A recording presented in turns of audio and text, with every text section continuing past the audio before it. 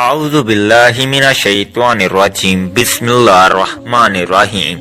اللہ کی لاڈلی سورت پڑھ لو، جو بندہ بھی یہ سورت پڑھتا ہے وہ اللہ کا لاڈلا بن جاتا ہے۔ ایک ایسا خاص وظیفہ لے کر آیا ہوں جسے پڑھتے ساتھ ہی ہر ناممکن کام ممکن ہو جاتا ہے۔ یہ بے حد آزمودہ اور بے حد طاقتور عمل ہے۔ اس خاص وظیفے کو بتائے گئے طریقے سے پڑھا، نیا گھر مانگا، گاڑی مانگی، دولت شہرت جو بھی مانگا، رب کریم نے بیٹھے بیٹھے ہر حاجت کو پورا فرمایا۔ اس خاص عمل کو بتائے گئے طریقے سے پڑھ لو، آپ کی تمام نحوستیں پریشانیاں گھر سے باہر نکل جائیں گی۔ یقین نہیں آتا تو بے شک آزما لو۔ آج خاص موقع ہے، اگر کوئی چاہتا ہے کہ وہ اپنی ہر ناممکن حاجات کو پورا کرا لے، اگر آپ میں سے کوئی بے گھر ہے، کرائے کے مکان پر رہتا ہے، اپنا ذاتی مکان چاہتا ہے، یہ خاص وظیفہ پڑھ لے، انشاءاللہ رب کریم غیب سے ایسی مدد کا انتظام فرمائے گا کہ آپ کو اپنا ذاتی مکان مل جائے گا۔ اگر آپ سے کرائے کی ادائیگی نہیں ہوتی، یہ وظیفہ پڑھ کر دیکھیں، رب کریم سے اپنا گھر بھی مانگو گے تو غیب سے آپ کے لیے اسباب پیدا ہو جائیں گے۔ جوان بیٹیوں کے ماں باپ رشتوں کی وجہ سے پریشان ہیں، لوگ آتے ہیں دیکھ کر چلے جاتے ہیں۔ بہترین رشتوں کے لیے، معقول رشتوں کے لیے یہ وظیفہ بے حد آزمودہ ہے۔ ماں باپ اپنی بیٹی کے لیے بھی پڑھ سکتے ہیں، بیٹیاں خود بھی پڑھ سکتی ہیں۔ اس کے علاوہ جس گھر میں جوان بیٹے بے روزگار بیٹھے ہیں، روزگار ملتا نہیں یا دکان پر گاہک نہیں آتے، چلتا کاروبار بند ہو رہا ہے، آپ کے کام ہوتے ہوتے رہ جاتے ہیں، کامیابیاں ہاتھوں سے نکل جاتی ہیں، کسی بھی طرح کے مسائل ہیں، یہ موقع سال میں ایک بار آتا ہے، اور جو بندہ اس موقع کی قدر کر لیتا ہے، اس موقع سے رب کریم کو راضی کر لیتا ہے، یہ خاص وظیفہ پڑھ لیتا ہے، اللہ کو اللہ کے ناموں سے یاد کر لیتا ہے، تو بگڑے کام سنورنا شروع ہو جاتے ہیں، ناممکن کام ممکن ہونا شروع ہو جاتے ہیں، رکاوٹیں ہٹنا شروع ہو جاتی ہیں، بندشیں ٹوٹنا شروع ہو جاتی ہیں، گھر کے حالات بہتر ہونا شروع ہو جاتے ہیں۔ آج اگر کوئی بندہ کہتا ہے کہ میری دعائیں قبول نہیں ہوتی، میری حاجتیں پوری نہیں ہوتی، میری مشکلات پریشانیاں ختم ہونے کا نام نہیں لیتی، تو آج یہ وظیفہ ایک بار پڑھ کر دیکھیے گا۔ یہ وظیفہ سال میں ایک بار پڑھا جاتا ہے، اور جس گھر میں یہ وظیفہ پڑھ لیا جاتا ہے وہاں 7 نسلوں کے رزق کا انتظام ہو جاتا ہے۔ اس گھر کا بچہ بچہ اپنے اپنے نیک مقصدوں میں کامیاب ہو جاتا ہے۔ اس گھر سے تنگ دستیاں، غربت ہمیشہ کے لیے ختم ہو جاتی ہے۔ بندہ جس طرف قدم بڑھاتا ہے کامیابیاں مقدر ہو جاتی ہیں، جس چیز پر نظر ڈالتا ہے وہ آپ کی ہو جاتی ہے۔ یہ وظیفہ پڑھنے سے تقدیر کے بند تالے کھل جائیں گے، جس طرف قدم بڑھائیں کامیابیاں مقدر ہو جائیں، تو اس سے بڑھ کر اور کیا چاہتے ہو؟ تو آئیے ناظرین، اب ہم جان لیتے ہیں کہ آپ نے یہ عمل کرنا کس طریقے سے ہے۔ عمل کو ذرا دھیان سے ملاحظہ فرما لیں۔ آپ کو جب جہاں جیسے وقت مل جائے، باوضو مصلی پر بیٹھ کر سب سے پہلے نبی کریم صلی اللہ علیہ وآلہ وسلم کی ذات مبارکہ پر درود پاک پڑھنا ہے۔ درود پاک آپ کوئی سا بھی پڑھ سکتے ہیں، آپ مختصر سا درود صلی اللہ علیہ وآلہ وسلم پڑھ لیں، یا صلی اللہ علی محمد پڑھ لیں، یا درود ابراہیمی پڑھ لیں تو سب سے بہتر ہے۔ درود ابراہیمی ایک بار ثواب کی نیت سے میرے ساتھ بھی پڑھیے گا۔ اللہم صلی علی محمد وعلی آل محمد کما صلیت علی ابراہیم وعلی آل ابراہیم انکا حمید مجید۔ اللہم بارک علی محمد وعلی آل محمد کما بارکت علی ابراہیم وعلی آل ابراہیم انکا حمید مجید۔ درود پاک پڑھتے ساتھ ہی فوری طور پر آپ نے اپنے خاص مقصد کی نیت کرنی ہے۔ ہر بندے کا مقصد الگ ہے، ہر بندے کی حاجت الگ ہے۔ کوئی رزق کے لیے پریشان ہے، کوئی اپنی بیٹیوں کے نصیب کی وجہ سے پریشان ہے، کوئی تنگ دست ہے، کوئی لاچار ہے، کوئی اللہ رب العزت کی رحمتوں کو پکار رہا ہے، کسی کا کاروبار چلتا ہوا ٹھپ ہو گیا ہے۔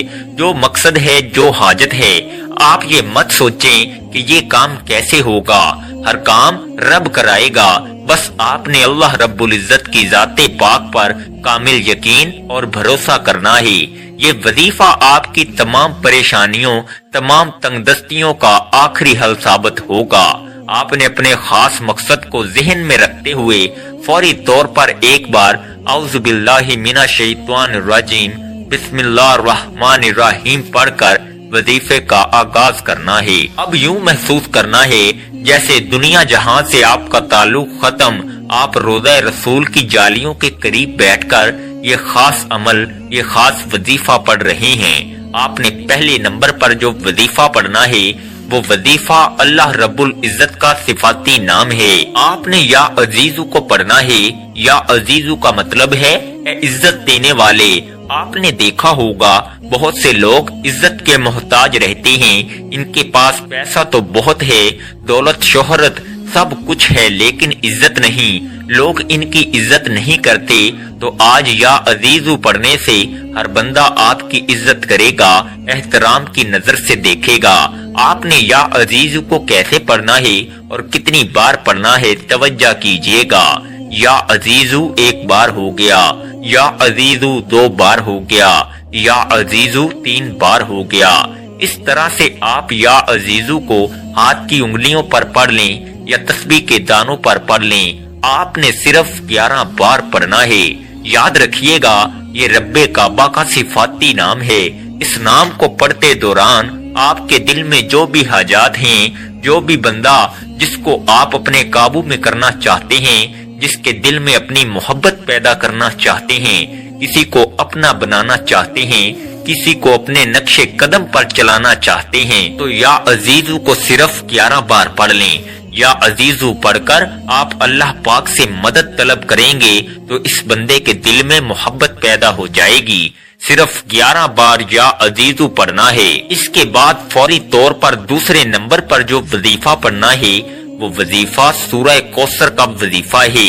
سورہ کوثر اللہ پاک کی لاڈلی اور بہت ہی پیاری سورت ہے۔ اس سورت کو دولت کا خزانہ بھی کہا جاتا ہے۔ یہ سورہ کوثر رزق اور دولت کا سرچشمہ ہے۔ جن کے کاروبار چلتے چلتے بند ہو رہے ہیں، جن کے گھروں میں بے روزگاری ہے، بندشیں ہیں، تنگ دستیاں ہیں، پریشانیاں ہیں، رکاوٹیں ہیں، مسائل ہیں اور ختم ہونے کا نام نہیں لے رہے، وہ آج سورہ کوثر کو بتائے گئے طریقوں اور ترتیب سے پڑھ کر دیکھے۔ آپ رب کریم سے 70 کروڑ بھی مانگو گے تو رب کی ذات آپ کے مقدر میں لکھ دے گی۔ جس کو یقین نہیں آتا وہ ایک بار یہ وظیفہ بتائے گئے طریقے سے پڑھ کر دیکھے گا۔ رب کریم نے چاہا تو اتنا ملے گا، اتنا پیسہ آئے گا کہ آپ کی 7 نسلوں تک کافی ہوگا۔ سورہ کوثر کی تلاوت سماعت فرما لیں۔ بسم اللہ الرحمن الرحیم۔ انا اعطیناک الکوثر فصلی لربک وانحر ان شانئک ھو الابتر۔ آپ سورہ کوثر کو ہاتھ کی انگلیوں پر پڑھ لیں یا تسبیح کے دانوں پر پڑھ لیں۔ آپ نے کس بار پڑھنا ہے بتانے کا مقصد یہ ہوتا ہے کہ ایک تو یہ مستند اور خاص اعمال ہیں، جس طرح بتایا جائے ویسے ہی پڑھنا ہے، اس میں کوئی رد و بدل کرنے کی اجازت نہیں، اور دوسرا چھوٹے وظیفوں سے فائدہ یہ ہوتا ہے کہ آپ تھوڑا پڑھیں لیکن اچھے طریقے سے پڑھیں، یقین کامل کے ساتھ پڑھیں۔ بعض اوقات بڑے بڑے وظیفوں سے انسان کا دھیان ہٹ جاتا ہے، اسے سمجھ نہیں آتی، اس کی توجہ بھی کھو جاتی ہے۔ اس لیے تھوڑا وظیفہ پڑھیں لیکن رب سے اتنا مانگیں کہ رب کی ذات آپ کو خزانوں کا مالک بنا دے، آپ کے گھر کے حالات کو بدل دے، آپ کی بے سکونی بے برکتی کا خاتمہ ہو جائے۔ اصل مقصد رب کریم کو راضی کرنا ہے۔ آپ نے سورہ کوثر کو کس طرح پڑھنا ہے آپ کو میں نے بتا دیا۔ اب آپ نے تیسرے نمبر پر کون سا وظیفہ پڑھنا ہے؟ آپ نے آخر میں اللہ تعالیٰ کے صفاتی نام یا غنیوں یا مغنیوں کو پڑھنا ہے۔ یا غنیوں کا مطلب ہے اے غنی کر دینے والے۔ یا غنیوں پڑھنے کا مقصد یہ نہیں کہ آپ کے پاس صرف مال و دولت ہی آ جائے۔ اللہ پاک آپ کے بچوں میں برکت عطا فرماتے ہیں، آپ کو اولاد صالحہ عطا فرما دے، آپ کو برکت والی اولاد عطا فرما دے، تو یہ بھی غنی کر دینا ہے۔ آپ کو علم آ جائے، قرآن کا علم اللہ پاک آپ کو سکھا دے، آپ مجدد بن جاؤ، یہ بھی غنی ہونا ہوتا ہے۔ اللہ پاک آپ کو عزتوں کے اعلیٰ مقام پر فیض یاب فرما دے، آپ کے چہرے پر وہ نور عطا فرما دے کہ ہر بندہ اس کو دیکھ کر اش اش کرے، آپ کی عزت کرنے پر مجبور ہو جائے، آپ کو با عزت با وقار عطا کر دے، آپ کو اچھی سوچ عطا کر دے، یہ بھی غنی کر دینا ہے۔ غنی کر دینے کی بہت ساری قسمیں ہیں جو میں نے آپ کے آگے بیان کی ہیں، تو لہذا یہ خاص وظیفہ آپ نے یا غنیوں یا مغنیوں کا تیسرے نمبر پہ پڑھنا ہے۔ کیسے پڑھنا ہے اور کتنی بار پڑھنا ہے توجہ کیجئے گا۔ یا غنیوں یا مغنیوں ایک بار ہو گیا، یا غنیوں یا مغنیوں دو بار ہو گیا، یا غنیوں یا مغنیوں تین بار ہو گیا۔ اس طرح سے آپ یا غنیوں یا مغنیوں کو ہاتھ کی انگلیوں پر پڑھ لیں یا تسبیح کے دانوں پر پڑھ لیں۔ آپ نے صرف اور صرف 11 بار پڑھنا ہے۔ یہ وظیفہ بتائے گئے طریقے اور ترتیب سے پڑھتے ساتھ ہی اللہ کی طرف سے سکون اترتا ہے، اسے سکون والی زندگی نصیب ہوتی ہے اور بندہ پریشانیوں سے نکل جاتا ہے، غموں سے مشکلات سے وہ نکل جاتا ہے۔